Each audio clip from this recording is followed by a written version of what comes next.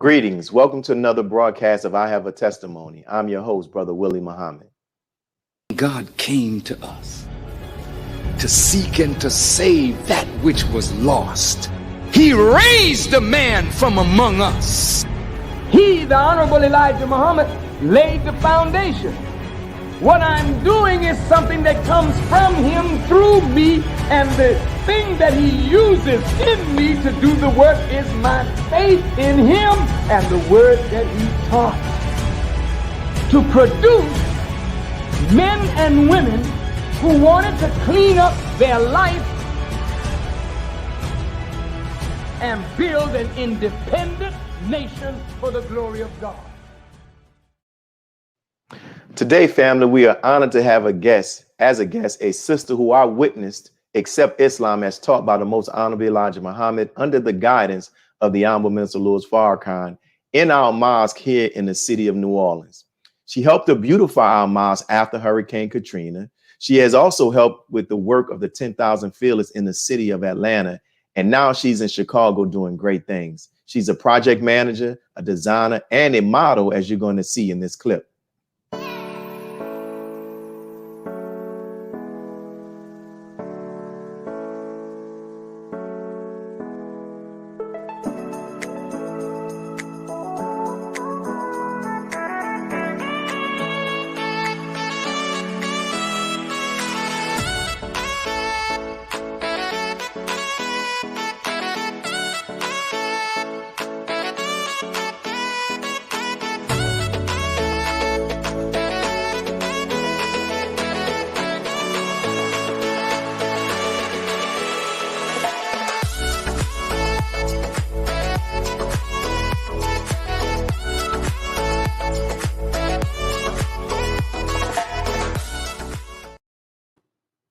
So thank you, sister, for agreeing to be a guest on our show. Sister Wazira Muhammad. Assalamu alaikum. Walaikum salam, sir. Yes, ma'am. So I'd like to get straight into the interview. So first, let me express how proud I am of you and to see you accept Islam and in our city and to now see these pictures of you hugging the Honorable Minister Louis Farrakhan and with Mother Khadija Farrakhan. It warms my heart. My question to you is, when you look back at on where you began to where you are now, what are your thoughts and your feelings?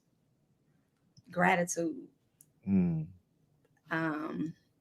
from New Orleans, I was raised in a strict religious household, Christianity, and we all have to grow and get to a point where we accept God for ourselves. And Islam was my choice, is my choice. And so it's been the best decision that I've made for my life and my son as well. Yeah. So I'm grateful. Praise be to Allah. That's a great spirit to have, And I know that you began coming to the mosque here in the city of New Orleans with some of the sisters who were here. And as I prepared for this actual interview, I could not recall ever hearing, your actual story of how you first heard about the teachings and then eventually decided to join and become a member of the Nation of Islam. So let me hear that story. How did it happen? So the first time I ever heard about the nation or the Honorable Minister Louis Farrakhan was from my brother-in-law. His name is Michael. And so when I would go by my sister's house, by their home, he would stop me at the door and he would vet me on who's Haile Selassie, who's this, who's that. So, I went one time and he was playing this tape. And I was still in high school. And I was like, who is that? And so he was like, that's Farrakhan. You don't know Farrakhan? And I was like, wow. I just sat and I listened. And I never remember even seeing my sister that day. After I listened, I got up and I left. Well, later when I was in college, Sister Keontae, Sister Wakiti, all of us was in college together. So we would talk about the teachings, talk about how to eat to live. We thought we was practicing how to eat to live. Registered. Sister Wakiti was registered. Sister Keontae was registered. And so, we came to the mosque. We would come visit. And during that time, we studied a lot. So even though I wasn't registered, we was all reading the books. We was all reading the Book of Femininity together, Proper Handling of People, just Message to the Black Man, How to Eat to Live, talking about the baby plane. So finally, it was when I got pregnant that I was like, okay, this is serious and I'm about to be a mother. And that's when I didn't join while I was pregnant. I waited until after I had the baby. But it was the sisters who guided me through that process, taught me how to breastfeed, literally came to the house and was like, okay, what did you eat today?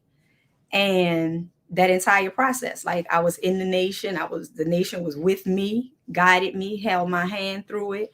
And so I came in, I knew I was having a male child, and that in this world, there was no other place to raise a male and he be a strong Black male. So I knew I had to be serious, and that was it.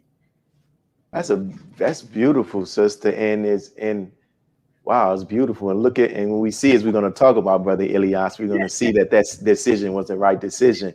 You know, like many believers who they only experience practicing Islam in the city for the most part, in which they've actually accepted, right? And they live their whole Islamic lives in the city where they're joined. However, you've been blessed to live in fellowship with believers in several different cities.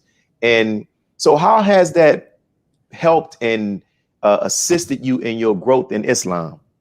Tremendously. When I left New Orleans, I went to New York.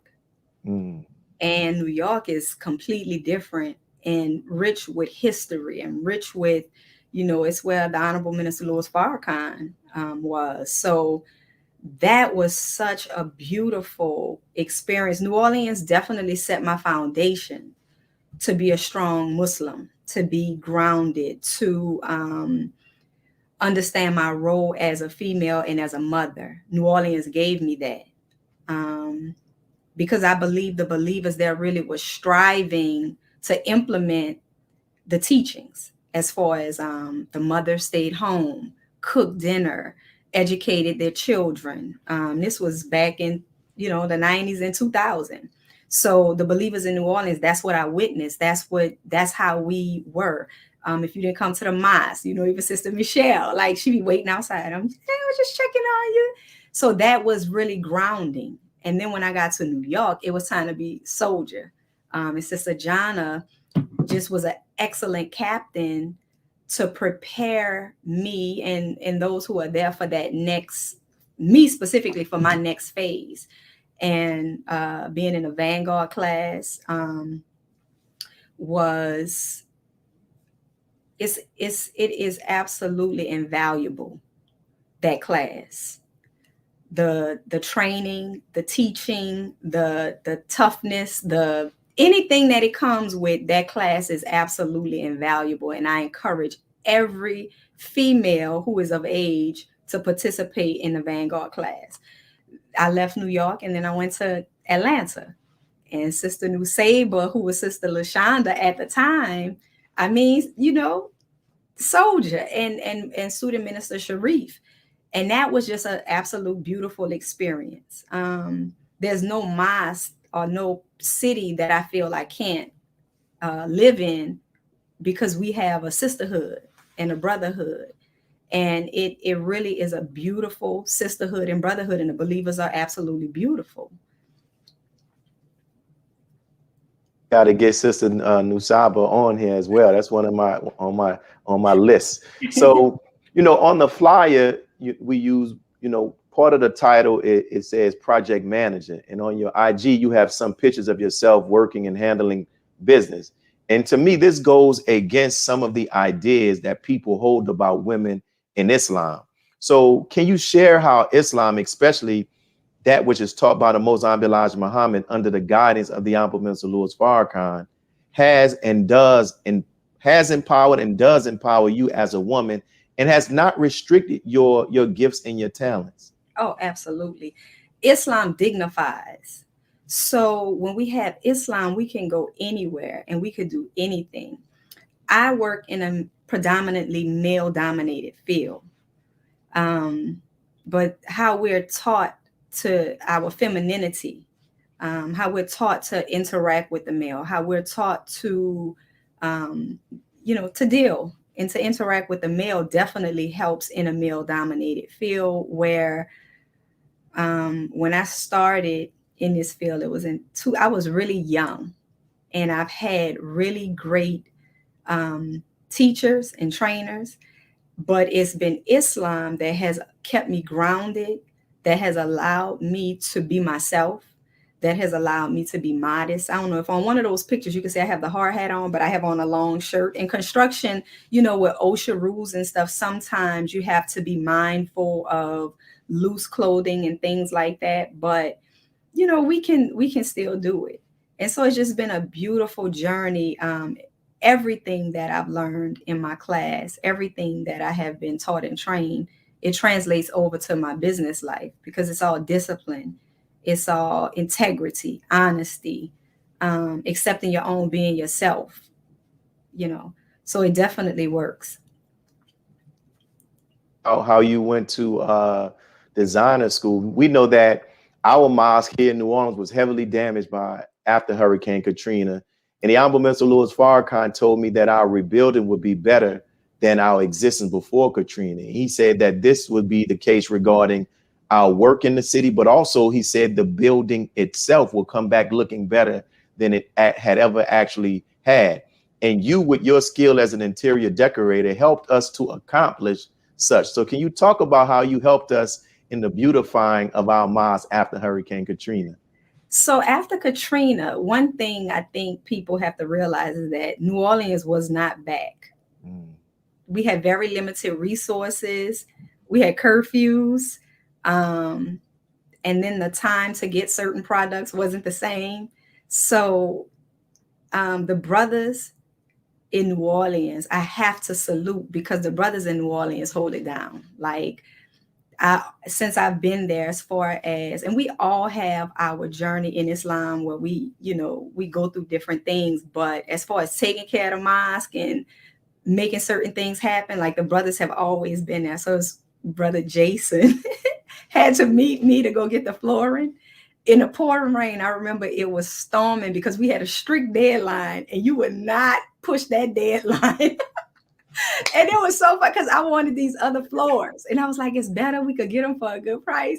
But that deadline, and that's it. I learned a lot from that experience. But it was just the believers coming together and us rebuilding the mosque, which is our duty to do with our gifts and talents, whatever that may be. So it really was a team of us. But yeah, we just put it together, presented it. And then with the ideas that I believe, the visions that you had and some of the other believers, with how the kitchen should look and the open space and things like that. So we were able to just kind of spruce it up a little bit more. Yeah.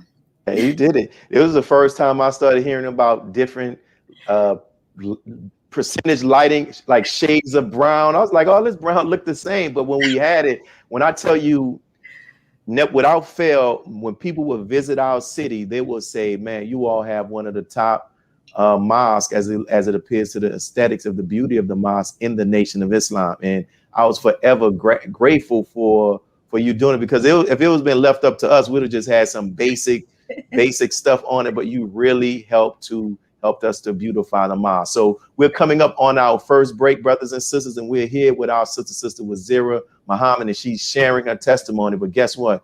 We have more exciting testimony from her. So make sure you tune in, tag somebody else, encourage them to tune in as well. And we'll be right back after these public announcements from our sponsors. Be a part of the force that powers truth in journalism. Your support helps us to highlight solutions for a brighter tomorrow. Go to nnvnews.com/donate. Asiatic Minds. Online education. Helping our children to discover their God-given skills, gifts, talents, and passion that will allow them to see their greatness, as well as the greatness of our people. And upon discovering that greatness, infusing them with the desire to use it for the betterment of themselves, their families, our people, and the world. Call now, 502-219-4848. This is Sister Sajida Muhammad. We are proud to announce that the Sajda House commemorative Elijah coins are finally here. This priceless heirloom, made from recycled copper from the messenger's home, is now available at sajdahouse.com. The hashtag Bank Black social media campaign made strides not only in revolutionizing how we bank, but also how we think. The movement inspired thousands of African Americans across the country to transfer or deposit millions of dollars into Black-owned banks. These are banks that will invest in urban communities, employ African Americans, support Black businesses, and inspire Black home ownership. This is a very proud moment for our culture as we are taking small, but significant, steps towards building Black power through Black wealth. Thank you for tuning in to NNV News. Please share your thoughts with us in the comments section below. Follow us on social media at NNV News, and please subscribe to our YouTube channel, National Network View. This is Clifton Muhammad with NNVnews.com.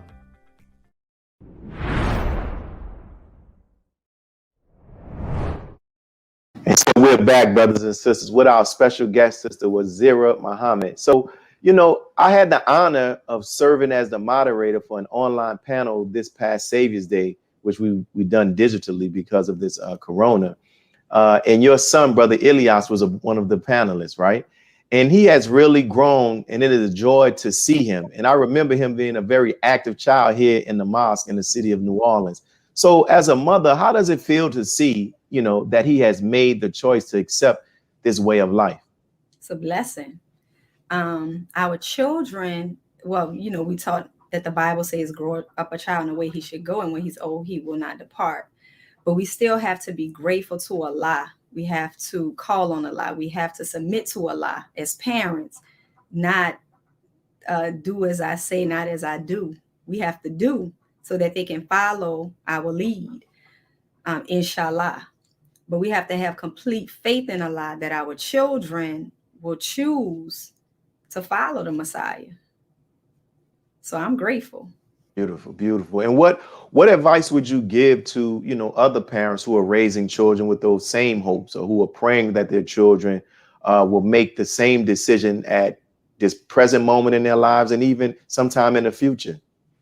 One of the things I'm going to say is that you have to have your children with you at the mosque. You have to immerse them in activities that they have to have the socializing skills to as Muslim children. When you go to study group, your children should be at study group. If you go into Savior's Day, your children should be at Savior's Day. So it was nothing that I did that I excluded him from. So he grew in Islam. He went out to do papers with the brothers, small. I helped with junior FOI class. They have to be immersed in Islam. And then we have to bring Islam home with us, and practice it and make it fun and not so rigid, and not to be judgmental of our children. Some of us accepted Islam later in life. We made mistakes. We experimented with the world, and they may do some of the same, but not to judge them, not to be so hard and brutal when we see them making certain mistakes, just as we wouldn't want anybody to be that way with us, but to always encourage them, always remind them of the goodness of what we have, and to make it cool. When we make it cool, when we love and embrace what we have, then that's what they're going to see as they're developing. Not to talk ill of the believers when we have different disagreements or disappointments, things that we may not necessarily like.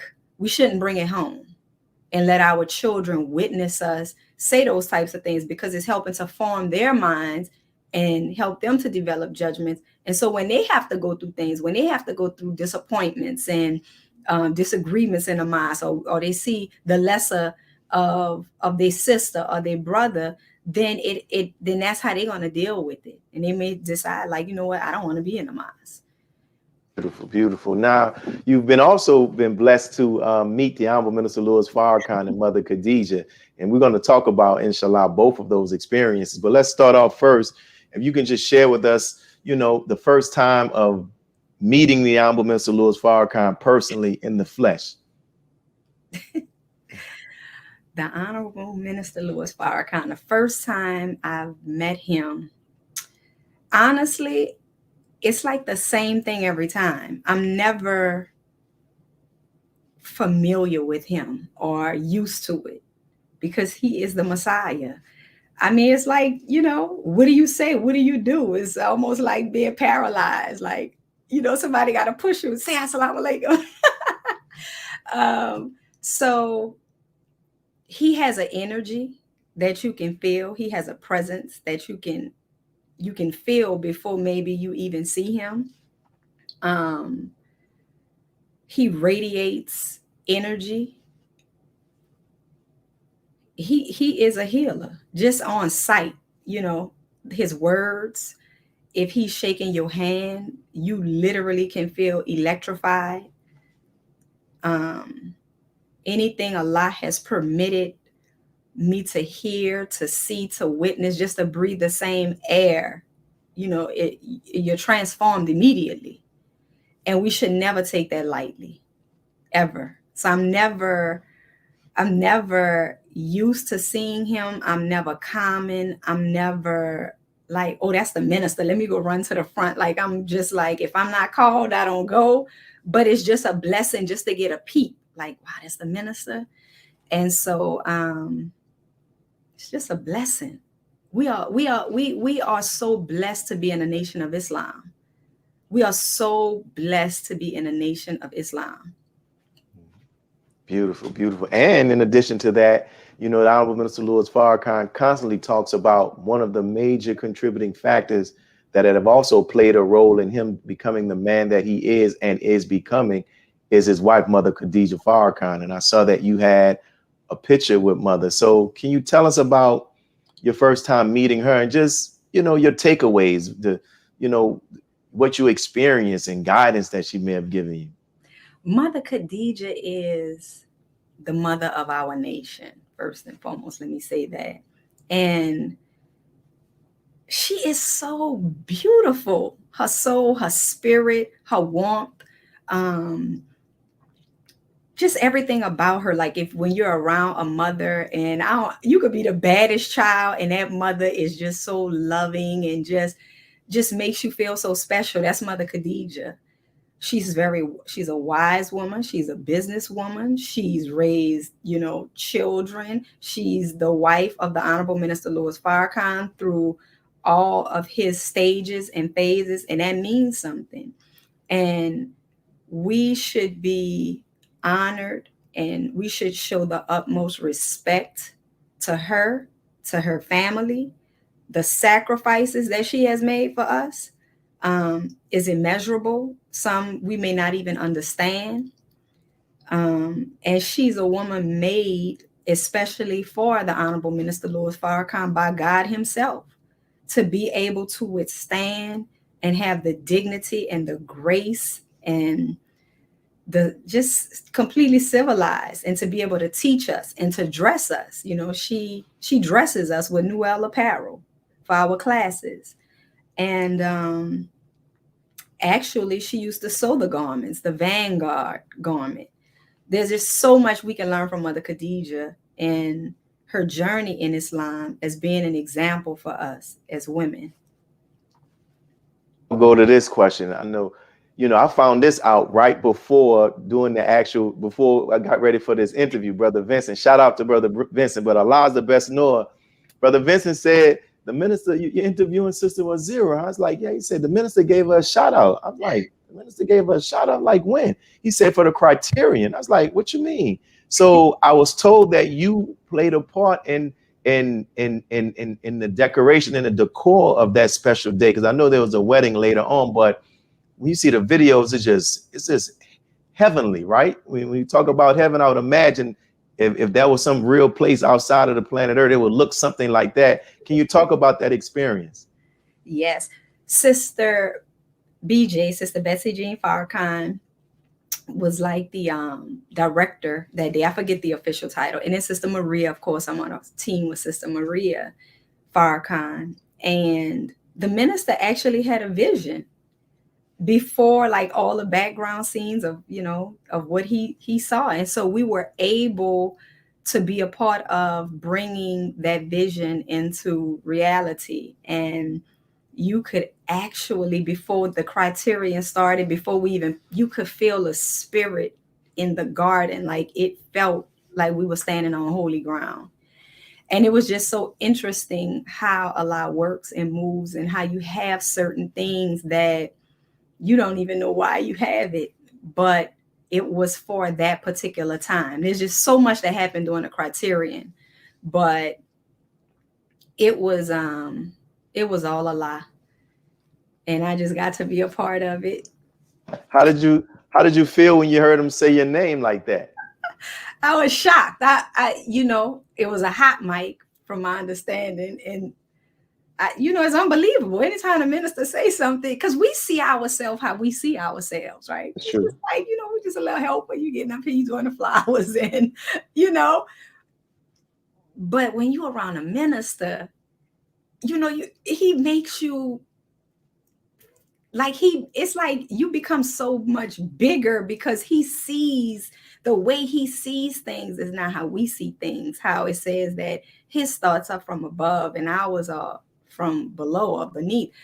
We have to change the way we think about each other, the way we see each other, the way, so it may be things that we feel like, oh my God, I just wish we could have this. I wish we could have that. I wish we could do it like this. But Allah already have the plan and have it laid out. And the minister is just so grateful and gracious, and you do something and he's just like, wow, this is so beautiful. He sees it. He sees things that we don't see. And so it's like, wow, me? Really? The Messiah. Now you brought this up. I got to ask you. You talked about there was a meeting after that you wanted to share. Can you talk about that? Yeah. So that particular time for the Criterion was very big. Like it's so huge that from planning it to it happening afterwards, and now we have a year's pass where we got to see it again. So now we get to kind of see how it's unfolding even more, right? Mm-hmm. So, but during that time, we got a chance to sit with the Honorable Minister Louis Farrakhan, just a few of us, and workers, we were working. So he invited us to sit like students, and he asked us, what did we think? And so at this time, I had this thing where anytime the minister started talking about his departure or what would happen, when they have to come and get him and stuff, I mean, literally rage went into my body. I just, or sadness, because of when you think about he has to experience pain, that's painful to think about that. And he's so like, what has he done? And then the state, he's older now, and he's everything that he's had to endure with his physical body and the pain that he feels. So when you sit down and you actually think about it, it's hurtful. So I would literally beg Allah in my prayers, like, Allah, please, can you just take him? Do he have to go through this? So this particular time he goes through it, and I'm like, it's just so sad. It's just so sad. I feel like I'm like 5. And he said, yes, it's sad, but I'm made for this. I'm born for this, And he's like saying this to us, to me, but to us. And he goes into how Allah made him for the messenger. He wanted that the messenger made him. He loved, his spiritual father, but Allah made him. And so he talked about that, how his, Allah protected him in the womb of his mother, 3 times. And then how he told the messenger, dear Holy Apostle, you made me. And then the messenger said, no, I didn't. No. And so that actually, it healed me from having such baby type thoughts, because we have to prepare for his departure. And we have to be ready. And we have to be ready in a way that we don't crumble under pressure, that we can be united in this particular time. So I had to really digest that. And it was through the criterion and then that moment when he said that, because I got to express how sad I feel when this happens, even for saviors that would just disconnect when he starts talking about it, because it starts overwhelming my body, literally. And I said, okay, yes, sir. You know, in my mind, I didn't say that out loud. Yeah, we got in my mind, and I grew from that. Yes. Great. I think that's a good, because that's a real thought that many of us have. And we got to be honest, because we would not have those thoughts if we did not love the Honorable Minister Louis Farrakhan. So I thank you for sharing that. And I know it means so much to those who also have those same concerns. So we're coming up on our last break, brothers and sisters. And I know you all are enjoying this this testimony. I can see it in the comments. Thank you all for your support. We'll be right back after these announcements. Be a part of the force that powers truth in journalism. Go to nnvnews.com/donate.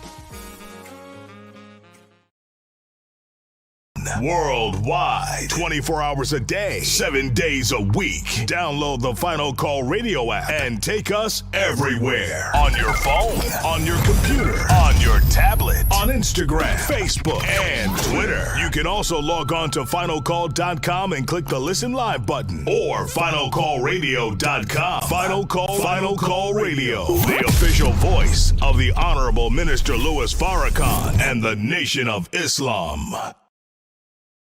Please share your thoughts with us in the comment section below. Follow us on social media at NNV News, and please subscribe to our YouTube channel at National Network View. I am Anissa Muhammad with nnvnews.com.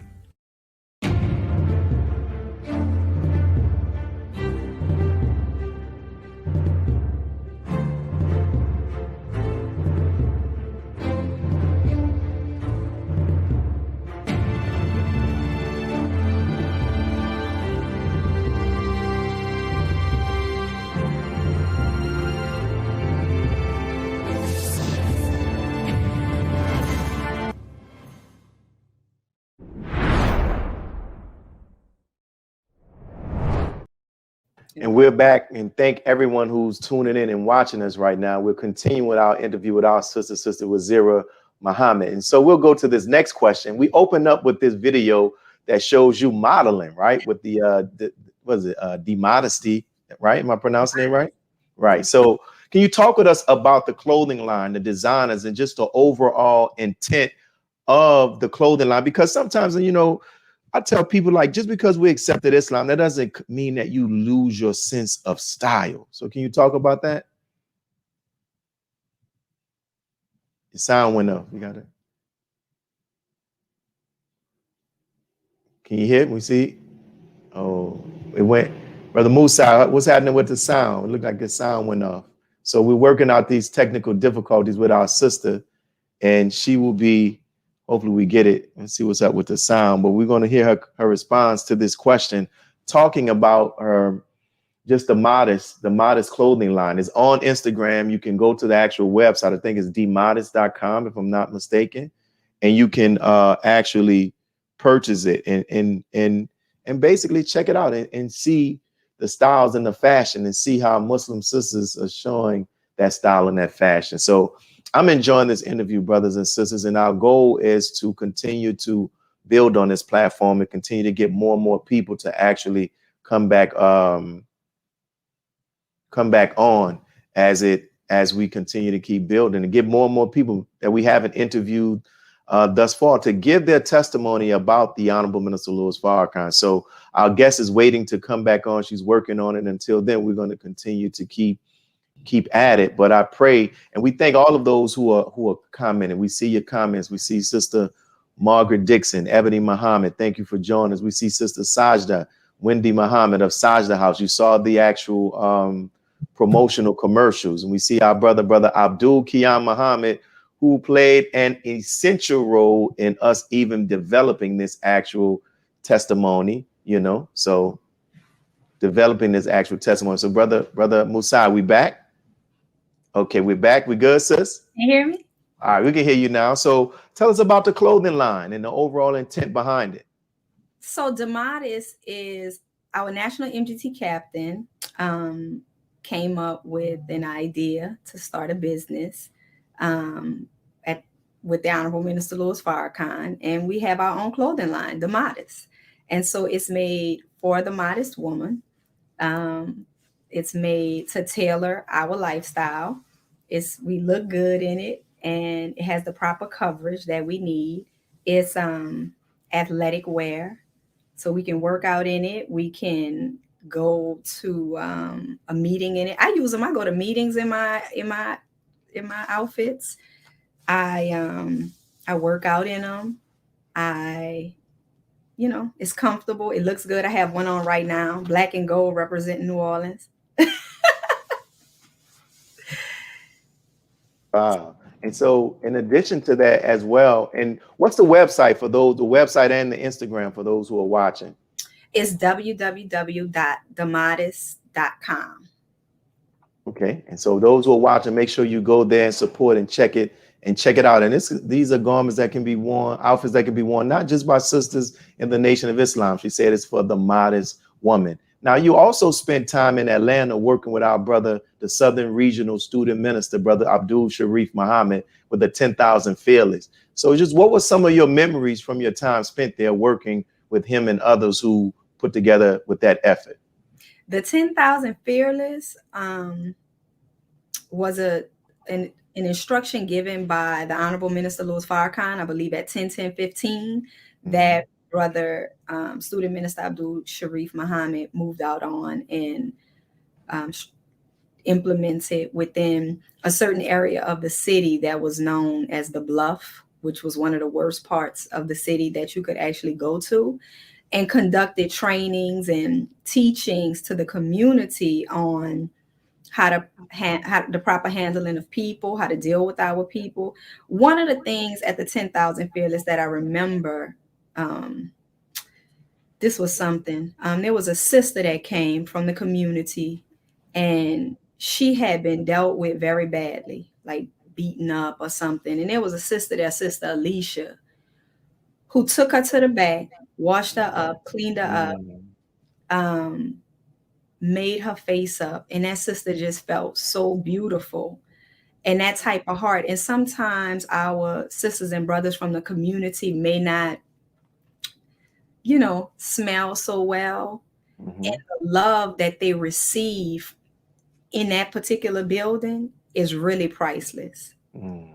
It's really, they give food, they feed the community like twice a week. Over 200 people, they would be lined up. They would give them hugs and food and clothing.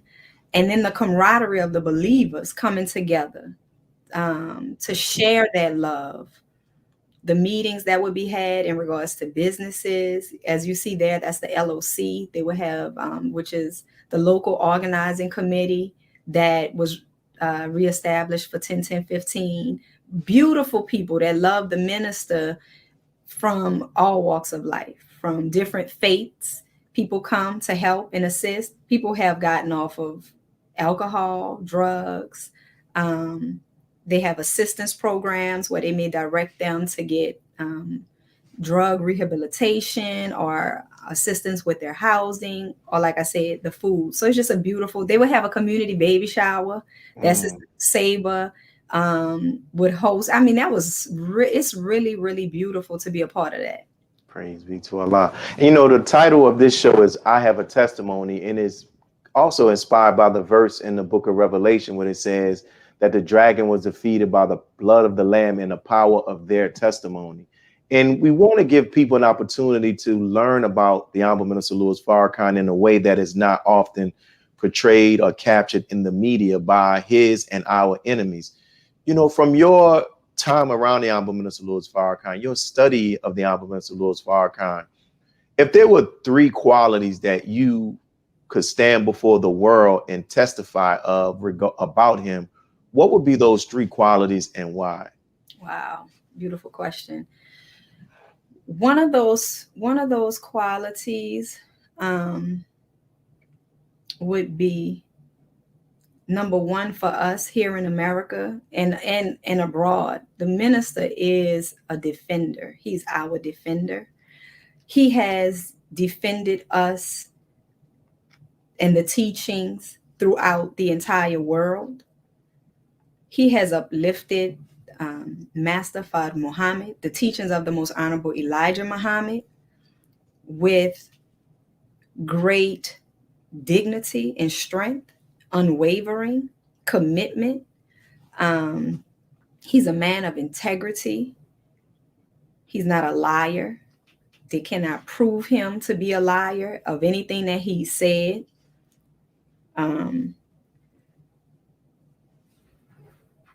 And faithful. The minister is to his teacher.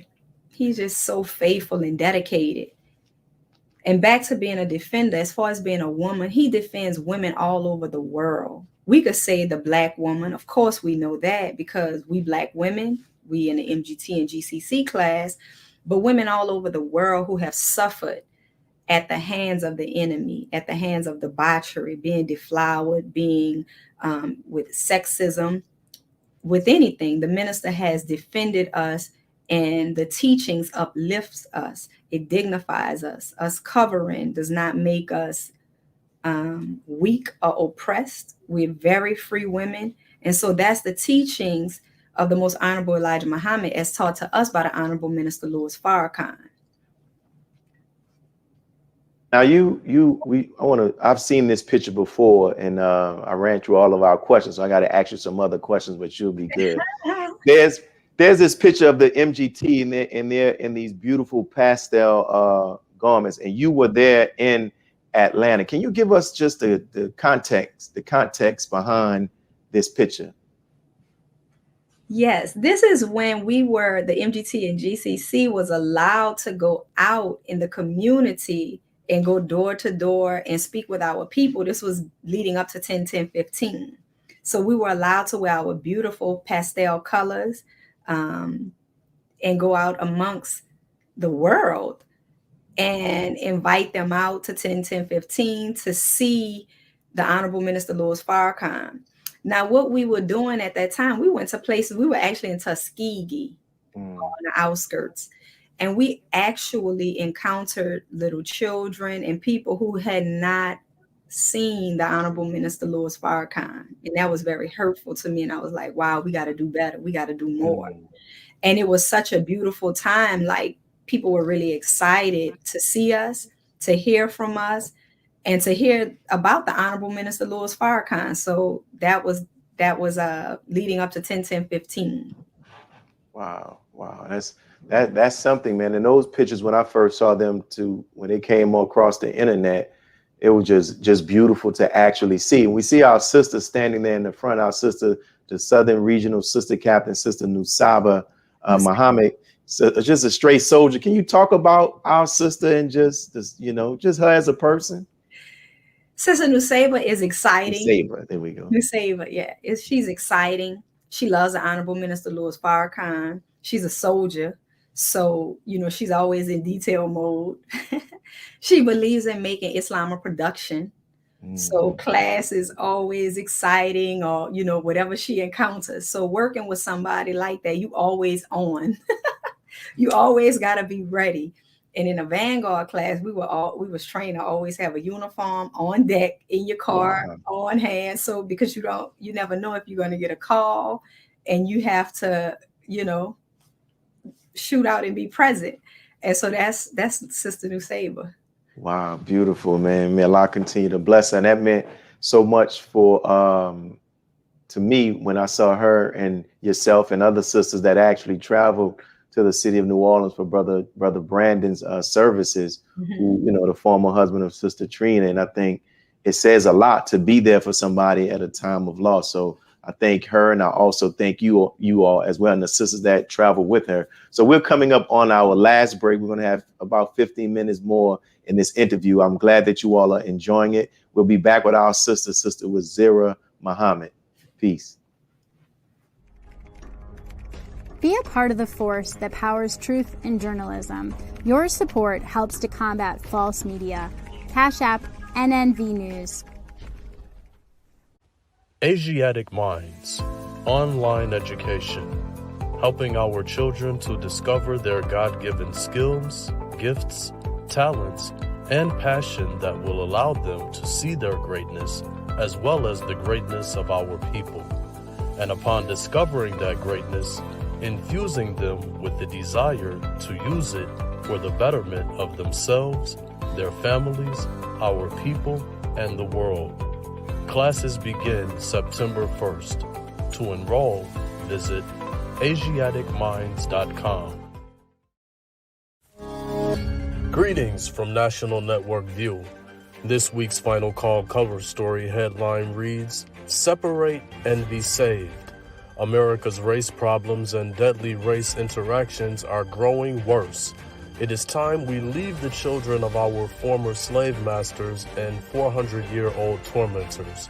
Separation from whites is the only and best solution to this problem, a serious problem that is rooted in prophecy."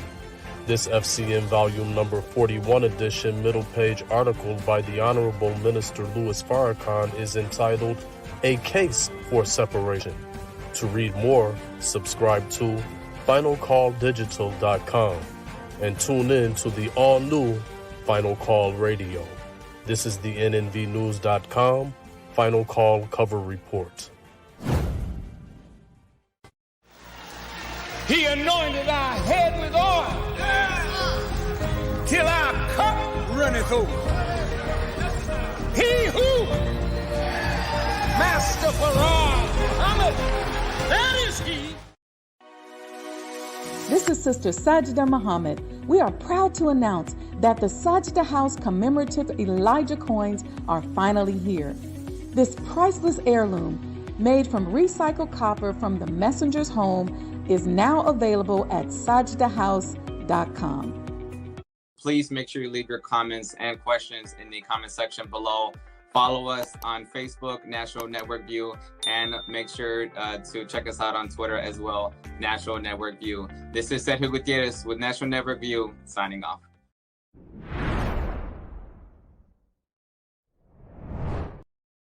We're back, brothers and sisters, for the final segment of this interview with our sister Wazira Muhammad. And I know we talked about, you saw the actual promo for our sister Wendy Muhammad's, the work that she's doing with Sajda House. And I saw that you had the coin. Can you talk about that? I do. This copper coin is from the actual copper that was in the home with the Most Honorable Elijah Muhammad. It's a beautiful coin. And it also is a fundraiser for Sajda House. Excuse me. That's her sister. We got it. And for those who are actually watching, you saw the commercial that Sajda House is a big supporter of NNV, and she also takes out promotional commercials, what I would say. So make sure you definitely support the work that our sister is doing. You want to add more about the coin and just the whole effort of sister? I just wanna stress emphasis on supporting our own and the endeavors that we have. Final Call Radio, Sajda House, which is going to be a museum where we can come and see our own. I also have something else I want to show. Go ahead. Oh, yeah. If we don't have this, the box set, we have to get it. And I'm going to suggest we get it now. It's going to come a day and time we're going to wish that we had. I understand streaming is a big deal, but this box set is filled with so many jewels. There's a book in here, and this is ours. So we should all have one of these. We should encourage our family to get one of these. And creating environments of peace, creating environments of healing. These are things that we can use to have. One day this copper coin is going to be worth something too. Not that we may want to get rid of it, but we know that the dollar is going to fail. It's failing. It's fiat money. But these types of things that are our own, that allows us to do certain things, we should have it and take pride in it. And this is so beautiful. I have a favorite, the Meditation of Thais. So I'm gonna tell you my favorite. My favorite is that track with Rick Ross. I And fight like that. yeah, listen, ooh, I like that. I like that with the Rick Ross, the boss on there. And just to hear, I just like hip hop music. And I see our brother Abdul Kiyan posted the link to those who are interested in getting the box set that our sister just mentioned in the actual comments. As we have in the last closing minutes of this interview, Sister Wazira, what advice would you give to sisters who may be watching this interview that are not in the Nation of Islam, and depending on who they came into contact with or what they read online about the Nation of Islam, they're not all the way clear on, should this be a place that, or should this be something that they should be a part of, or may not even be clear on the Honorable Minister Louis Farrakhan? What would you say to them? I would say run home, which is in the Nation of Islam. Accept your own and be yourself. In the nation, we have a sisterhood. It's no better sisterhood out there than the one that we have in the Nation of Islam. The teachings, how to sustain our lives, how to conduct ourselves, how to act at home and abroad. We look good when we strive to implement the teachings of the Most Honorable Elijah Muhammad. We experience peace in our lives, no matter what we may be going through. And just knowing ourselves, understanding our duties to Allah, understanding our duties to self, understanding our nature. MGT class and FOI classes is really like a class, a nature class, I always say, because we're discovering ourselves really for the first time. There's no class that's going to give us that. How to cook, how to keep house, how to rear our children, especially in a world like this. How do we get past some of these things that we're dealing with? How to take care of our husbands. We actually have a workbook on how to take care of our husbands. And it puts us in a very wonderful position when we have knowledge and tools that we can use that helps to bring about healing, that helps to bring about the best of ourselves and each other. So I would say don't listen to it, come experience it for yourselves. And we are a hospital. We are not perfect. We are striving. So we're going to rub up against each other, but we have means and methods. We have ways of how we deal with things. And that's the key. It's not that we're not going to have problems, but it's how we resolve the problems, how we speak to one another. And if we can't handle it just with ourselves, then we get a mediator. So we have dignity, and we're Muslims. We handle things like Muslims, and Muslims is one who submits his or her will to do the will of Allah. Praise be to Allah. And this final question I'll add, going back to the Honorable Minister Louis Farrakhan, what would you say when you're looking at your life have been some of the, well, I'll ask you this. What are some of your most memorable moments as a Muslim? Accepting. I remember the night I accepted because I didn't want to come, because you used to make such a big deal out of everybody. And I was like, okay, I want to go on Wednesday when nobody is there. And Sister Lenora cried, and Brother Brian was there.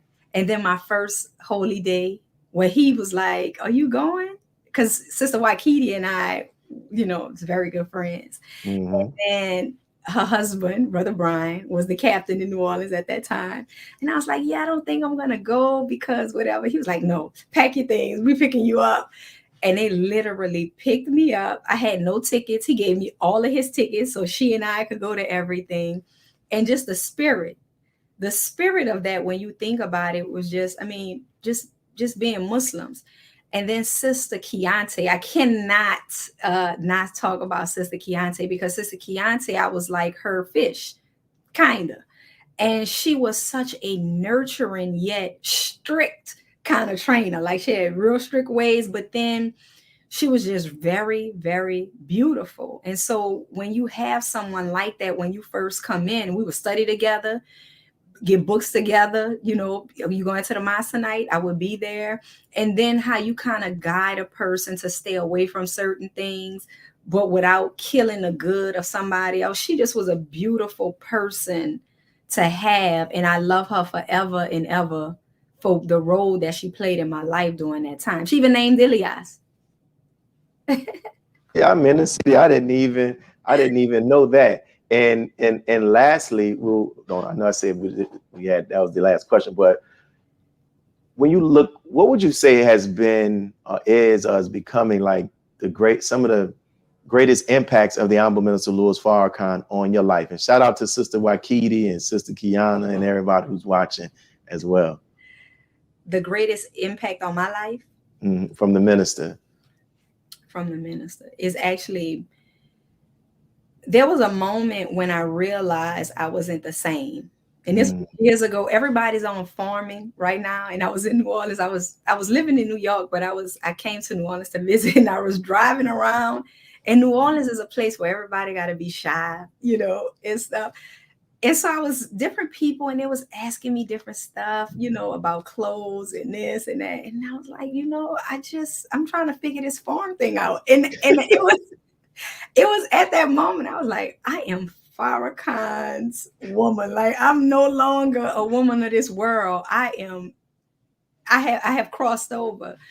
So that's a funny kind of one, but really when our mindset completely changes and we no longer attracted to worldly things anymore. We may like nice things, but when you could walk away from it all, that's how you really know, like, you know what, it's not appealing anymore. And you really do get to that stage as long as we stay connected, studying, stay in the process, no matter what. I'm telling you, if you're a female and you between 16 and 36, that Vanguard class is your class. I just can't say it enough, because it makes you into something else. It makes you, it means foremost, but you got to be committed and dedicated and studied, and the training is invaluable.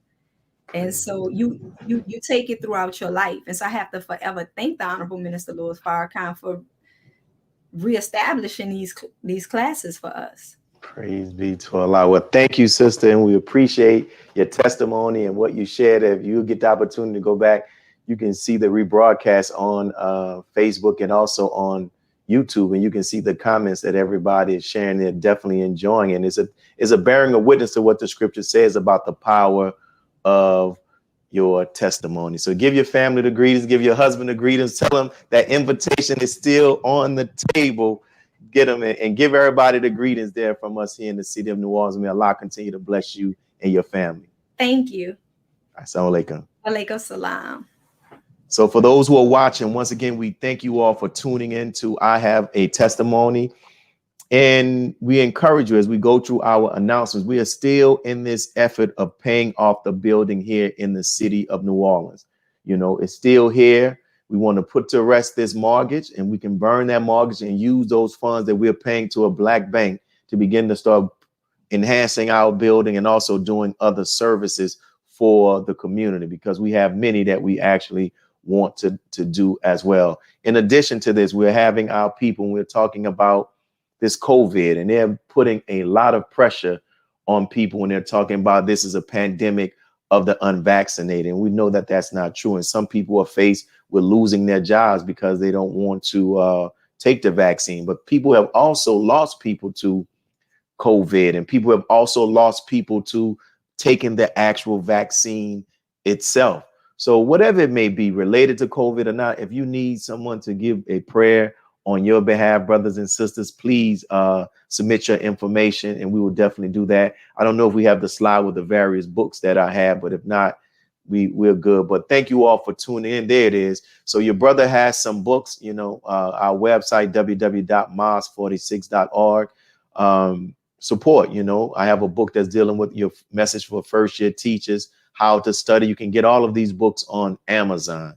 So please go out and check them out, and may Allah continue to bless each and every one of you all. And make sure you tune into NNV throughout the week. Subscribe and support. It's our news network. So may Allah continue to bless each and every one of you all. Peace. God came to us to seek and to save that which was lost. He raised a man from among us. He, the Honorable Elijah Muhammad, laid the foundation. What I'm doing is something that comes from him through me, and the thing that he uses in me to do the work is my faith in him and the word that he taught. To produce men and women who wanted to clean up their life and build an independent nation for the glory of God. Be a part of the force that powers truth in journalism. Your support helps to combat false media. Cash App NNV News.